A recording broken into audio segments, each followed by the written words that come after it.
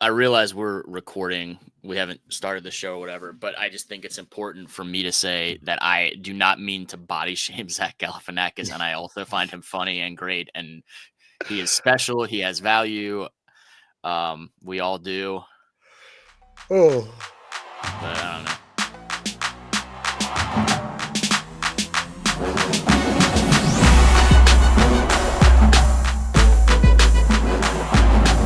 Hello, welcome to PODnas. This is a sports show with a Southern Cajun flair. We got them both.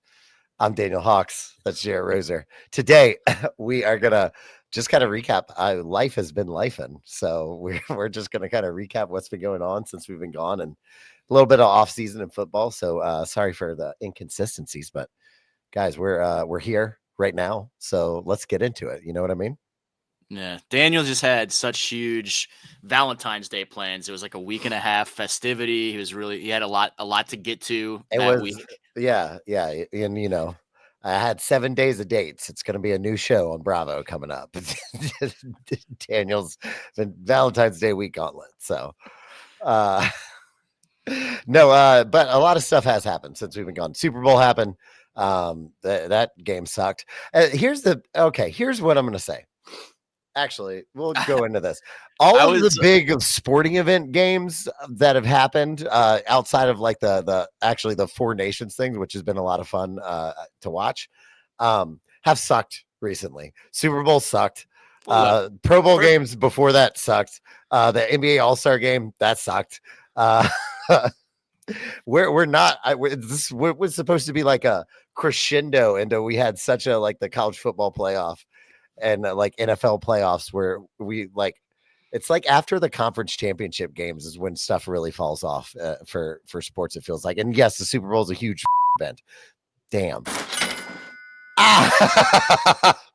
But it is like the game actually sucked. I was more content with watching what Kendrick Lamar was doing at halftime and seeing how many commercials. We also did Super Bowl bingo, which I think made it interesting. So it was like, will there be a commercial with 3 or more celebrities? There was.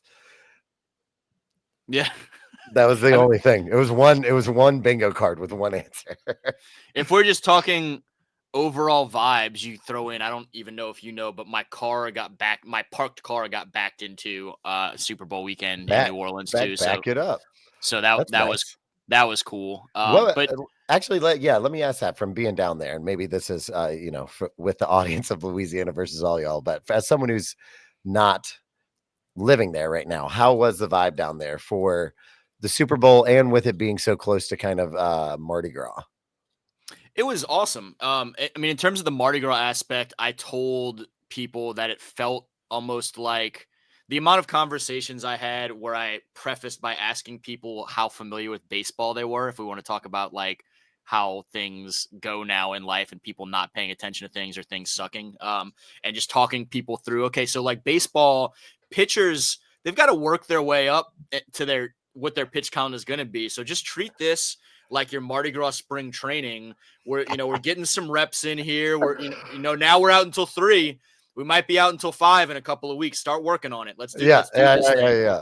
And so some of that was cool.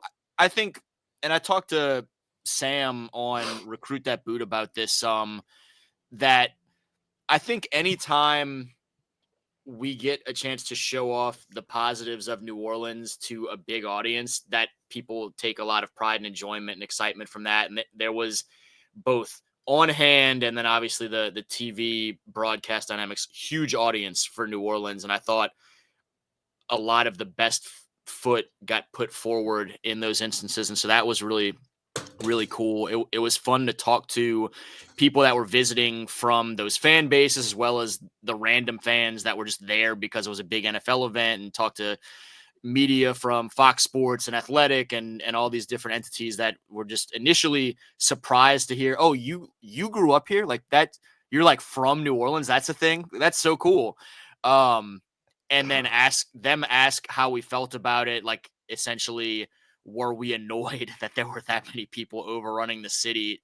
So, like, in some ways, there are places where we want to go that are suddenly really difficult to go to. But for the most part, y'all kind of do your thing around downtown, and we just kind of stay away from from a lot of it anyway. And it's an awesome opportunity for people to see some aspects of why we love this place so much. And so that was really awesome. Yeah. I had someone go there the next week, a friend of mine, and she was with a work trip, and she had a lot of stuff to do on Thursday, Friday, and her hotel for whatever convention or whatever they're doing out there. And she was like, "Do you know someplace like I can just go grab a quick bite to eat?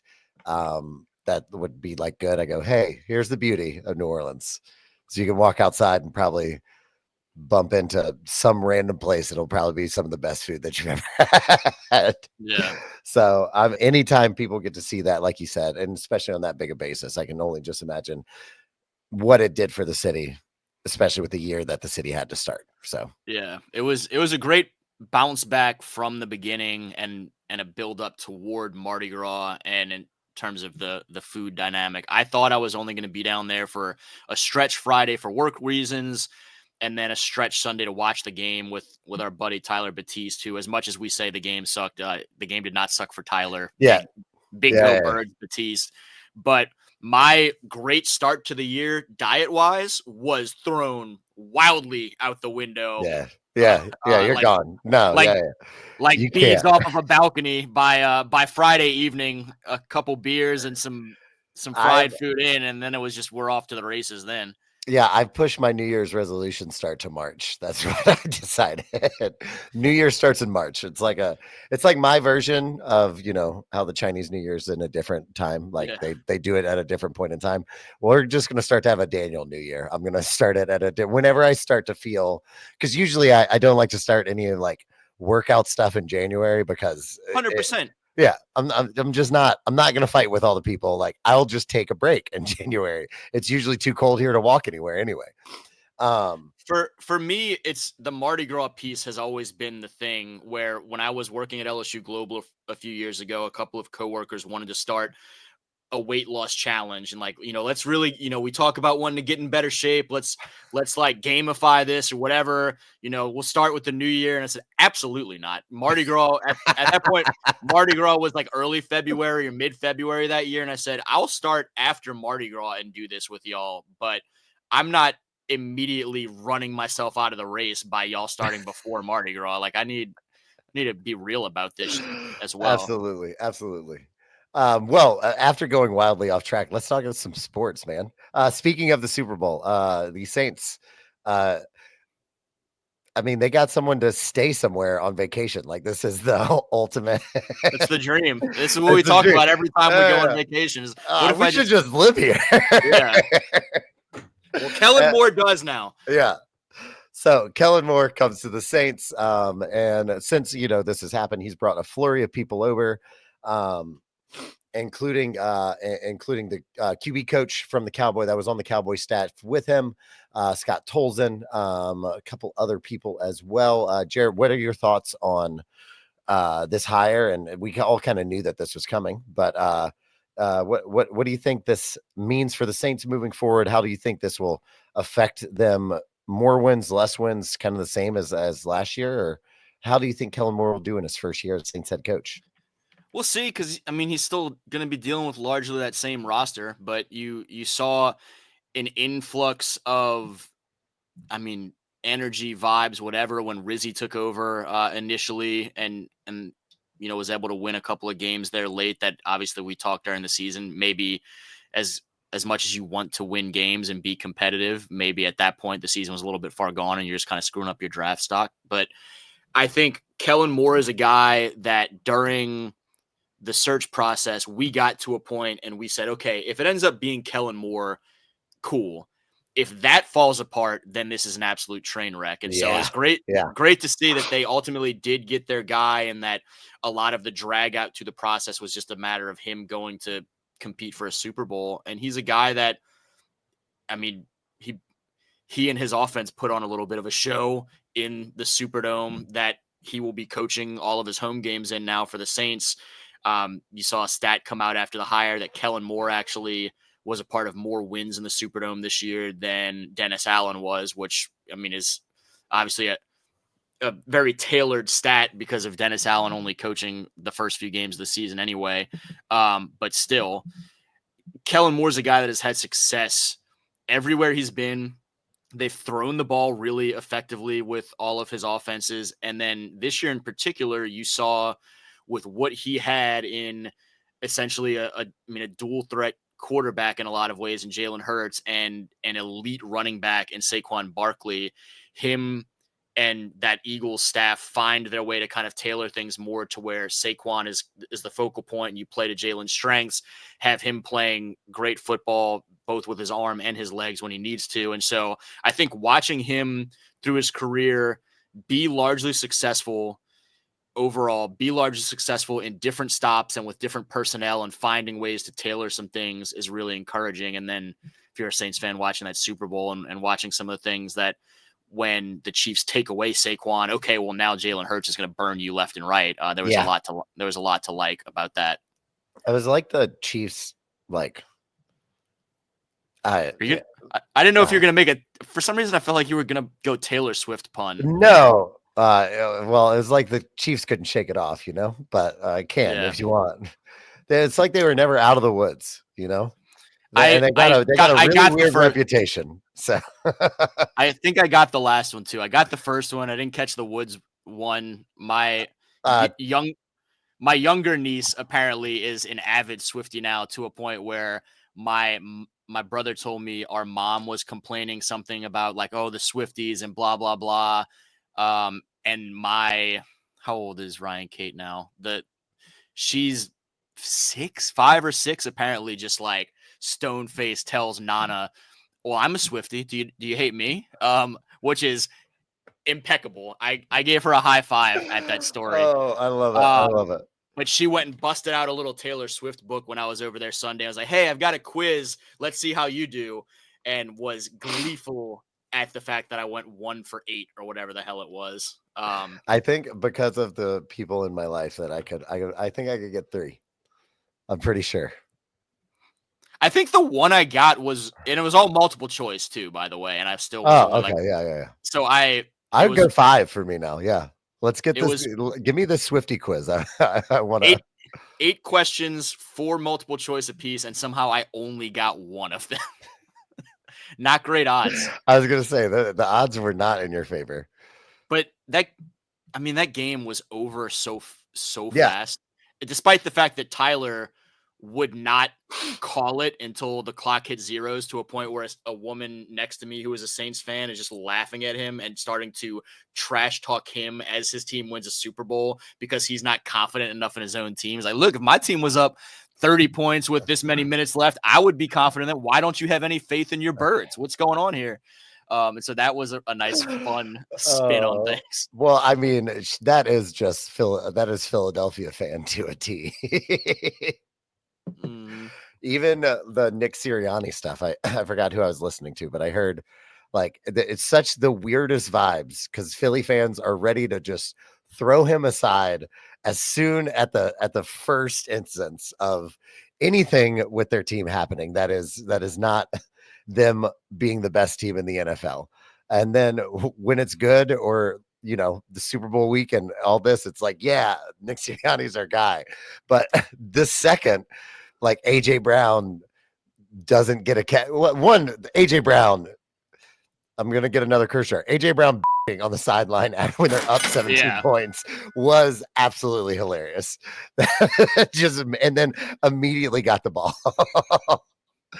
But Saquon doesn't have a good game next year in week 3, and I bet the Philly fans will be down his throat again to fire Nick Sirianni. To quote, and I'll probably botch it a little bit, but paraphrase Dennis Reynolds, noted Philly fan, sick throwaway culture. This is where we are right now. That team made so many people look so silly. Most of all, the Chiefs. But yeah, we went into that game, and I felt like, and we don't have to get too far down the tangent, but I felt like, and said over and over again, I thought Philadelphia was the better team on paper in like 9 out of 10 ways. But still, folks that watched our last episode, I felt like the Chiefs would find a way to pull it out. Same. I even bet on the Chiefs at halftime. It was like a $5 bet. It was a throwaway bet. But I was like, oh, yeah, like plus 400 odds with Patrick Mahomes down, just like maybe 2 touchdowns or whatever. Like, yeah, I'll take that.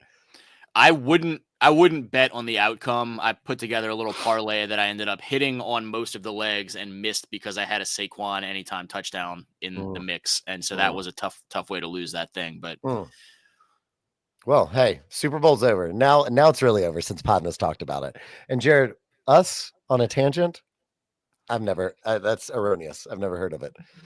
Never heard of it. Moving on. Um, basketball is basketballing. Couple different things. it, is I it? figure it's it all comes back around. Is that a Taylor Swift joke? Nope, it was just a bad pun about a sport with a round ball. Um, Oh, that was terrible. Yeah, it was pretty bad. It was really, really bad. Uh, and I'm off track now. A couple things I wanted to hit just with this. Uh, SEC is the best conference in the country right now by far. We've talked about that a little bit. LSU is still in this kind of mediocrity, but the LSU athletic department. Ooh, whoa! My hat hit this. Made my guy move. Um, the LSU athletic department has come out and they're backing Coach McMahon, um, saying that they're going to give him more time and want to bring in some more NIL. You leverage the NIL basically to kind of help get people in talent and to help the program. And it seems like every LSU team, basketball team, men's basketball team recently has had a really good start to the season because they are playing kind of what feels like a lot of below average talent and kind of what I would say is tune up games. So their record looks real good going into December because they're like 15-4 or 17-1 or something like that. And then as soon as they get into competition, aka like we said, the best conference in the country right now, they just start dropping games left and right. And they're not games. I've watched a few, and the few that I've watched, it's not games that they're out of. Feels like they're in Right. it and they just can't finish. Um, what are down there? As does anyone care, or or do, or about the basketball program, like the average fan, or are they just content with this this kind of NIT bound team as it kind of has been the last 5-6 seasons? I don't think anybody's content. I think you have two camps of really frustrated and just it's an afterthought to a point where they're not feeling any type of way about anything. They're just not thinking about it, out of sight, out of mind sort of vibe. And that's obviously what you really don't want, is for people Right. to be indifferent about it. And so to see some people there, that's a tough place to be. But um I thought that was an interesting story. Shea Dixon over at Bengal Tiger reported it Monday, I guess. I got some word from behind the scenes that was kind of the approach LSU was taking, and I think there's a lot to be said for it, because I think I still have a lot of faith in Matt McMahon. I think he's a hell of a basketball coach, and I think we saw the seeds of that obviously at Murray State, where they competed at a really high level with a mid-major program, and that he came into a situation where we talked about it some during some of our football talks in the fall, that the roster dynamic that Brian Kelly came into was very much a rebuilding of a roster that had been gutted as people transferred out and whatnot toward the end of the O era. The basketball roster was legitimately barren to a point where the entire team was in the transfer portal. And so he was kind of rebuilding from these years of scandal and criticism and really no starting point from a roster. And now we're 3 years into this. And at some point soon, you need to start to see some progress. And I think in some ways, being in all of those games, you're seeing some seeds of it, but that it has been a rebuild in a lot of ways. And that to really get to the level that people that care about this program want it to be, where it can matter and can win at a high level, in modern college athletics, you have to have a level of NIL investment. And LSU has been at the bottom of that pecking order in the SEC, which, as you mentioned, has been a top level conference this year. And so that's a bad combination to try and win off of just being a good basketball coach when your resources are hamstrung to that degree. Absolutely, and it's frustrating as a LSU, as a basketball fan. One, which I would say is my favorite sport. So obviously, I lean and want to talk about that or follow that more. But it's rough to see colleges like Alabama, like Tennessee, even Auburn. Actually, all but outside of Mississippi State, and I would It's tough say that Kentucky. that uh, list you said, it's tough to see do well in anything. And No, for sure. But from let me just list. I don't want to just list off teams or whatever. But Ole Miss, Tennessee, Missouri, Texas A&M, Alabama, Auburn, all in the top 25. All have super successful football programs, or super have been relevant football programs. Even the one that I didn't say, the number 2 team in the country, Florida, I would still call a relevant football program, even if they haven't been as good as they usually expect to be in recent years. Um, they have all found a way to make their basketball programs relevant. And with the amenities that LSU has and all the things that LSU can offer, why can't we get some NIL help around here? Why can't we bring in some people and kind of see this, because the basketball transfer portal, I think, while it is active, there's not as really many high profile names. Like Cooper Flag's not leaving Duke. And also you only have to stay for a year, so you don't get it in football where people jump from programs. They might just jump to the NBA or the G League or whatever it may be. um it's just super frustrating to be an LSU fan right now. So when you especially when you see that it's like almost there. And I felt like that's a lot of stuff with Pelicans too, is like it's so close to being something that could be possibly special, but it just keeps missing the mark. and there are guys, I mean, a lot of guys on that LSU roster are good basketball players. But when you talk about basketball, a lot of times the difference is just one additional elite player here to Hmm. make it all work at that next level. And so I think you're not looking at that big of a difference. I don't want it to sound like we're um poo-pooing. I had to catch myself of what I would normally say there for the curse jar purposes. We're not Yeah.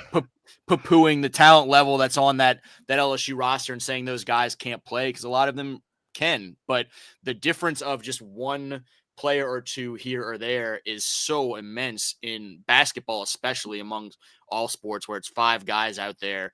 And the impact of any one player on everything happening amongst those 5 is so huge.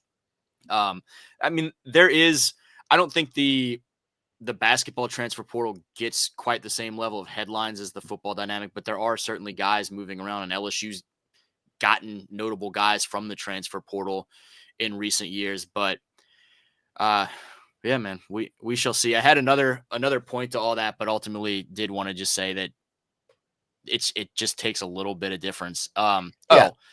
The chicken and the egg dynamic. I think there are a lot of folks that watch the LSU basketball program and would say they would feel more encouraged to contribute if they felt like they were watching more success. But then at the same time, obviously, it's tough to compete if you don't have the backing financially in modern college athletics. And I Yeah. think And our fan base here too. We talk about this a lot with some of the stuff I do at the youth athletics level with 7-on-7 and whatnot. It seems like there's more of a vibe of that on a wider scale in Louisiana than in other places where we watch some of the level of investment financially in Florida behind some of the programs there from youth levels on up, and watch the struggles of, hey, look, there's a vote to support your school system a little bit more, and Louisianans absolutely not giving any more money to that. Y'all figure it out and make it worth my while to support it. That's a generalization, but there are issues there for sure. yep, that's all I'll say. Yep. I agree. uh I it sucks because you need, yeah, we need, I mean, just need to support these kids coming up.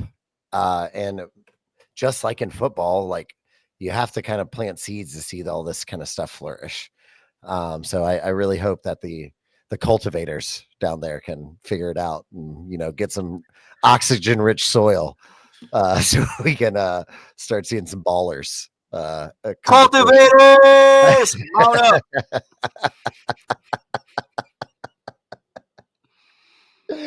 Oh man. And let's cultivate that let's, as BI would say, let's cultivate that New Orleans media and let's get it. Hey, uh same. You get to a certain level of chicken and the egg argument once again. I think the media that covers the Pels does a really good yeah, job, but you can only cover the Pels so hard when they are a miserable basketball team, and you can only pump up Bi so hard when when he's he's not on only the court. right. Exactly. And so some of that, I didn't want to And you can only assume. pump up CJ McCollum every fourth game when he just drops 45 randomly.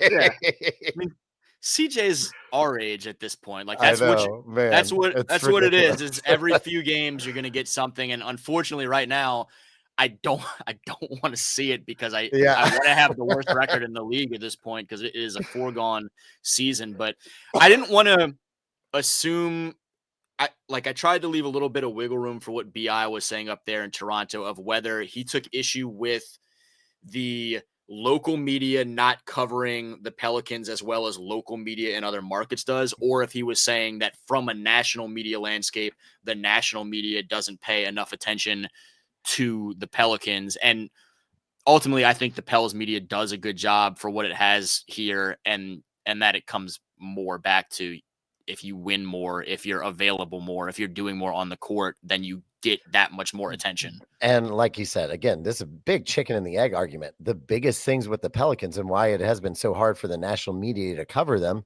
is because the stars are always injured. The team is always injured. The team is always like two players out away from being at their full potential.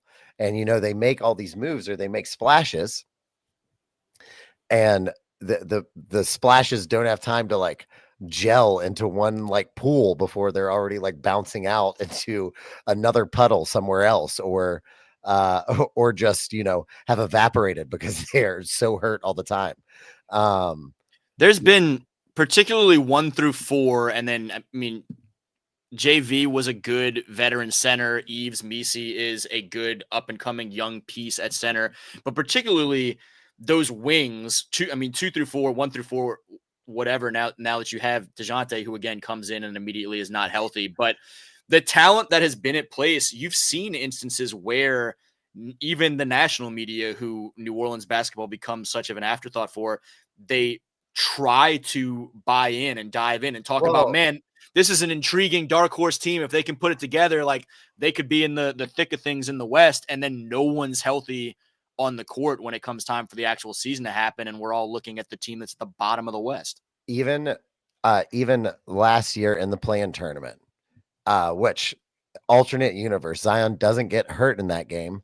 They can go make it a series in the first round, because they do have him. And then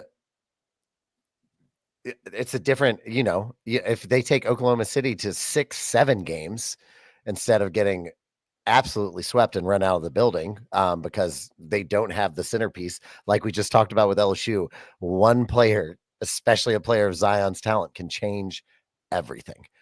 Um, there's a different world where maybe the national media starts to care a little bit more coming in the season because Zion doesn't get it. He's not rehabbing an injury. He's just coming like, hey, I almost knocked off the number 1 seed as an eight. I almost pulled a Baron Davis and Captain Jack and knocked off the number 1 seed. I'm And not even comes into writing that off season. the fact that they might have done it. Obviously, OKC started to flex toward the end of that series, but if you have Z, you win that winnable game 1 and you're playing from in front in that series, suddenly I think a lot of the complexion of that whole series changes. Yeah. And it is just a weird, because I I like Willie Green. I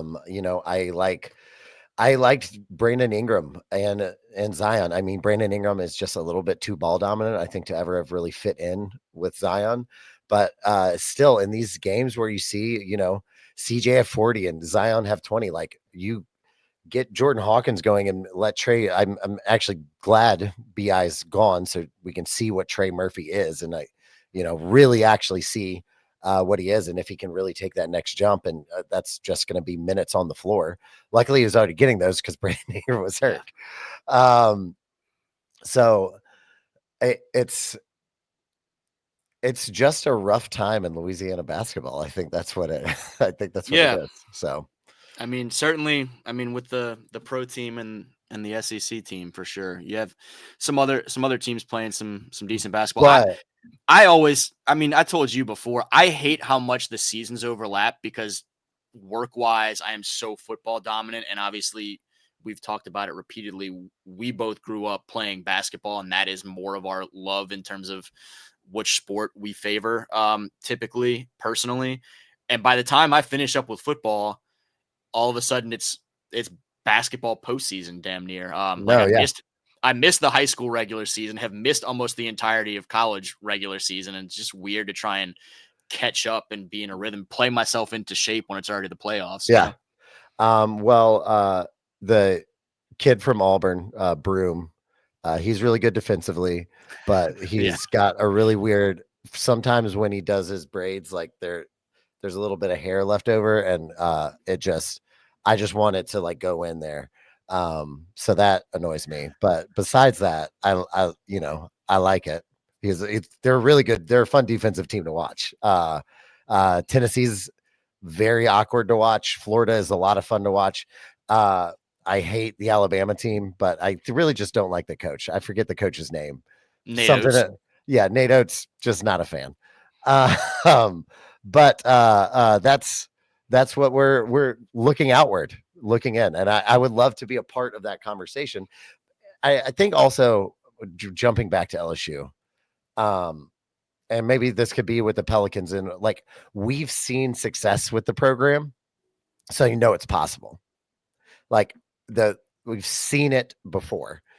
The Final Four runs, knocking off number one seeds, like making it to the Sweet 16, Elite Eight, like whether it was Brady or in the Will Wade or forgetting in between there as well. Trent Johnson didn't do too much, but Nah. there has been success in the program. There's been reason for optimism in the program, and why can't LSU be up there for what is it, the cup where because Yeah. gymnastics, track, baseball, football, like they are in the conversation, and so many other collegiate sports. It just feels like with something that has such a big market, if you make it to March, you make it to March Madness, like that is so big for your school. uh why can't we have that extra effort to go get that player? Well, I think comparing eras becomes difficult because obviously we're in a much different world in college athletics than we were Dale Brown and John Bray, et cetera. But I do very much still think LSU should be able to compete at a higher level than what we've seen in recent years. And I think part of the frustration for a lot of LSU men's basketball fans is to watch Will Wade do things at McNeese State down the road while LSU struggles.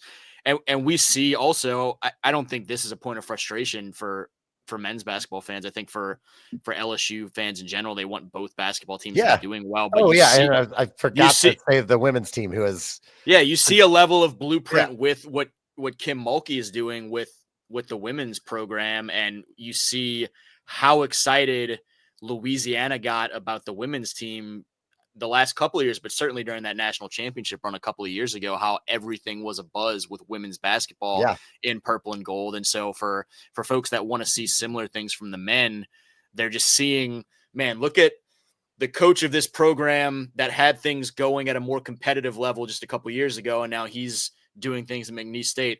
Look at the women's program doing all of these things, and just all across the board, frustration, not only looking at your peers in men's basketball elsewhere in the SEC, but looking at these other aspects that much closer to home. And it just gets frustrating over time for sure. But yeah, yeah, I think Matt McMahon is a really good basketball coach. yeah, And so I am hopeful that we see with that influx theoretically that we're told is coming of better NIL investment, that we see kind of a next step taken for a team that we've said it a couple times has been right there in some of these games with other teams within the conference that is the best conference in the country.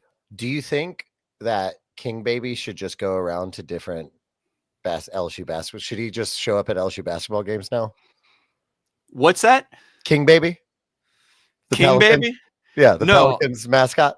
no, I don't think I don't think he should go anywhere. I I don't think he like. should. I think he should. I think he should just show up in your bedroom at night. No, I don't like. I don't like anything. I was hoping I misheard you at the beginning of that because I don't. I think they should keep that thing contained at all costs. I love that thing so much. Oh, King Cake Baby. Is King Cake Baby back? It's got to be back. I hope so. Oh, my goodness. Oh, yeah. It's back. Oh, that makes me so happy. You There know what was this a means? Next Pelicans game, I'm getting on that league pass and watching the in arena stream on league pass. That's what I'm doing. unbelievable. When I was still at NOLA.com and Times Picayune, somehow our boss, Marcus Carmouche, former LSU football player, I think started this where he sent a GIF of like a weird full-grown baby doing like weird dance things or whatever. I don't remember if it was associated with the Pelicans King Cake Baby at all, but there are many GIFs of essentially a baby head on a full-grown body just being weird. And it Yeah. unnerved me so aggressively that it became a running bit of fun for him and Andrew Lopez and Amos Morale and our buddy Jacob Doyle, who worked at the LHSA back in the day, to all send me these freaking baby gifts that I hated so much, was so uncomfortable. And every once in a while, they'll still pop their way up. Hey, well, thank you for giving you that fodder. yeah, because it will come back to bite you at some point. I think just trying to be open with the people, you know. I appreciate it. I appreciate it. I think we've gone on so many tangents today. I'm gonna have to do some editing. But the last thing I just want to bring up, but when we can get out of here, every Louisiana team should do Mardi Gras jerseys. Yes, every single one, and Saints included.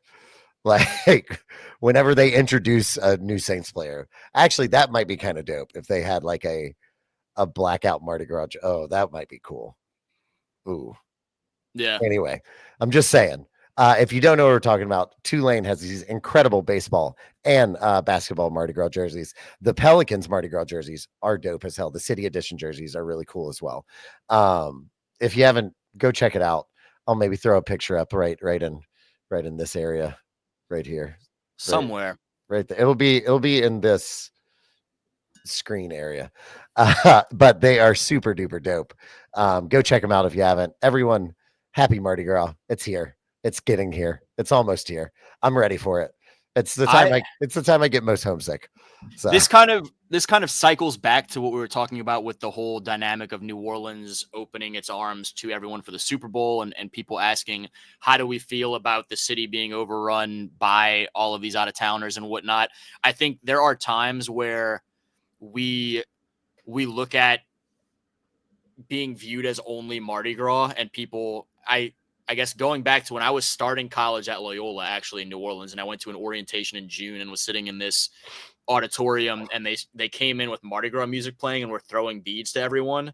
And I got so ticked off that you realize it's mid-June right now, and this is not what we do all the time. And you're just, I feel so out of place now because you're selling all of my new classmates from all over the country on this thing that is wildly out of season. And so I think like sometimes Mardi Gras stuff gets overdone, but right now Mardi Gras time, Mardi Gras jerseys is effing awesome. And that if for nothing else, the ability to work those into a routine of your apparel for parades in the lead up to actual Mardi Gras is the best. And so I've personally purchased my customized Tulane basketball jersey that I'm hoping is ready in time, gets to me in time to wear that weekend. If not, it will be a staple for years to come for sure.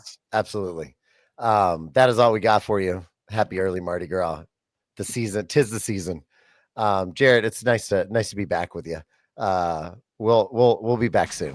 Love you guys. Cloud Nation.